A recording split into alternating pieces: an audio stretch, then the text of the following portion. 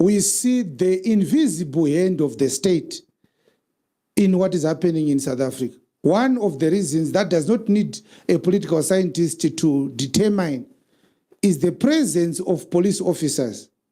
When private citizens are breaking people's doors to demand papers and flushing immigrants out of their houses, a very open and clear violation of constitutional rights, the right to dignity, the right to privacy.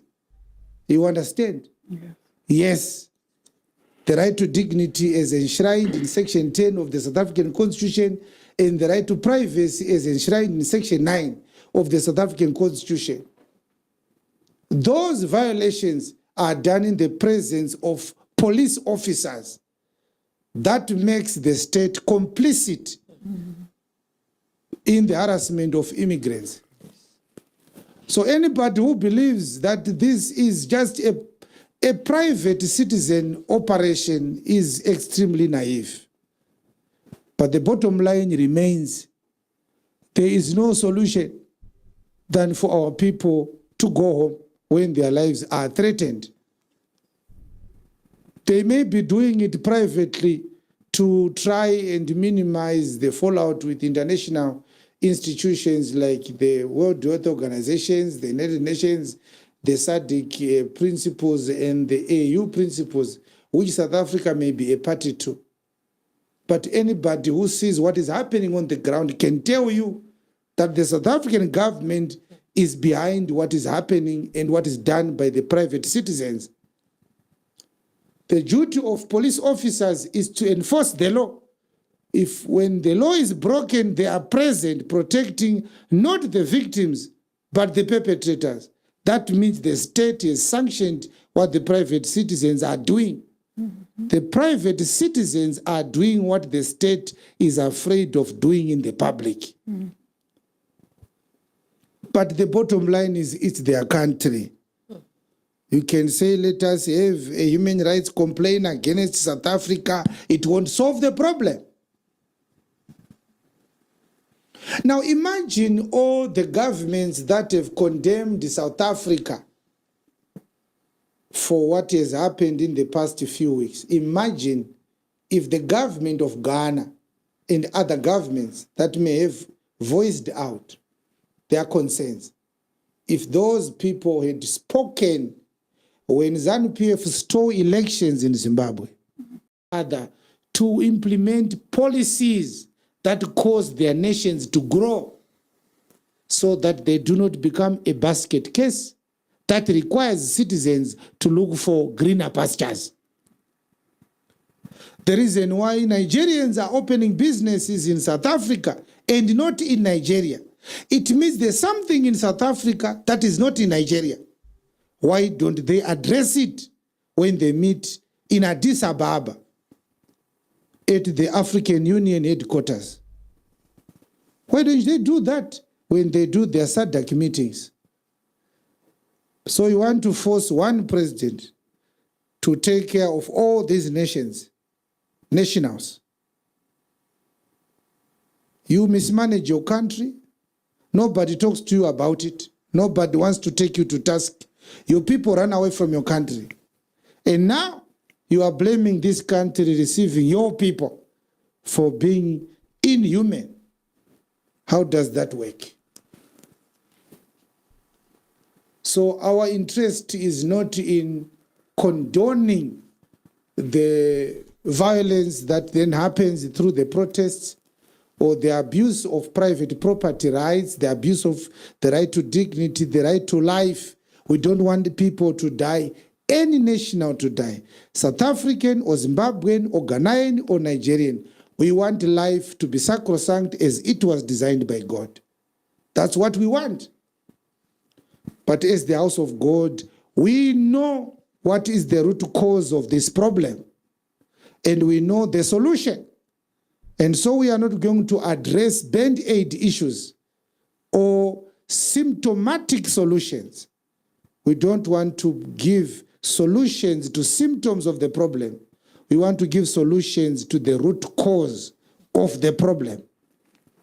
If If you are a journalist in Zimbabwe, you are shameless if you have the audacity to condemn what South Africans are doing to Zimbabweans. And yet you have been quiet when Zimbabweans are unceremoniously disappearing every now and again. People's rights are violated every day. You are afraid to confront your government. Now you want to pretend like you are a man because you are speaking to South Africans from 1,000 kilometers. What a bunch of cowards we have for journalists. Are you a journalist right now? Did you write about Mo Blessing Ali? Did you write about Bishop Tafmane? Did you write about Tinashe Chitsunge? Did you write about the abuse of Joanna Mamombe and Cecilia Shibiri? Did you write about the abuse and the torture of Dr. Magombe? Suddenly you are now good at writing about human rights issues. When did you start to hear about the word human rights? How many people have had their houses demolished in the past years since Mnangagwa took office? You can't write about it. You want to write to President Ramaphosa. Imagine, with all this advice, you can't advise your own father, your own president.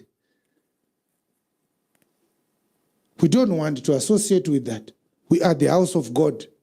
I know if you are the person facing harassment, your life is in danger in South Africa, I may not have sounded like a bringer of good news. But this is the truth. Your safety is the responsibility of your own government.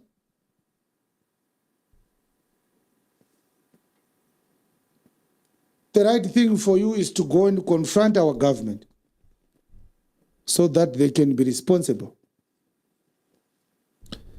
Finally, we want to read Acts 17:24 to remind you that it doesn't matter who proposed the idea of international boundaries, but we know the idea came from God. So if you are a Zimbabwe, your boundary is where you should stay within. Don't tell yourself that there are no boundaries. The boundaries were imposed by the Europeans. We love these boundaries. We only pretend to hate them when we are disadvantaged by them. We shouldn't be hypocrites. We should wake up. That is the reason why we went to school, right? Yeah. Yes. Acts 17:24. God that made the world and all things therein. Yes. Seeing that he is Lord of heaven and earth. God is Lord of heaven and earth. Dwelleth not in temples made with hands. Yes. Neither is worshipped with men's hands, as though he needed anything. Seeing he giveth to all life and breath and all things. Yes. And hath made of one blood all nations of men, for to dwell on all the face of the earth. Yes. And hath determined the times before appointed. So God made the nations of men. He made them from Adam one blood. Yes. God wants us to dwell on all the face of the earth. God has determined everybody's lifetime on earth. Yes. What else has God determined? And the bounds of their habitation. Highlight that part. Yes. The boundaries of our life, our territories, our national boundaries, they were a determination of God. That the whites are the ones who came up with this idea. It was because they had already established boundaries in their own countries before us. Right now, you prove your identity with your birth certificate and your national ID. That is not an African idea. Don't pretend that you love African ideas when your life is full of European ideas. Who saw the birth certificate of King Lobengula? Who saw the birth certificate of King of the Rovi State? These are European constructs. We love them. You proudly bring out your national ID, your passport.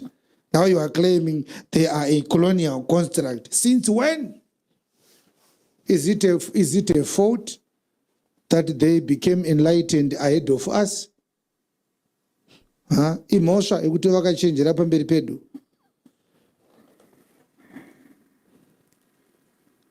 Iye zvine zvita kuti isusu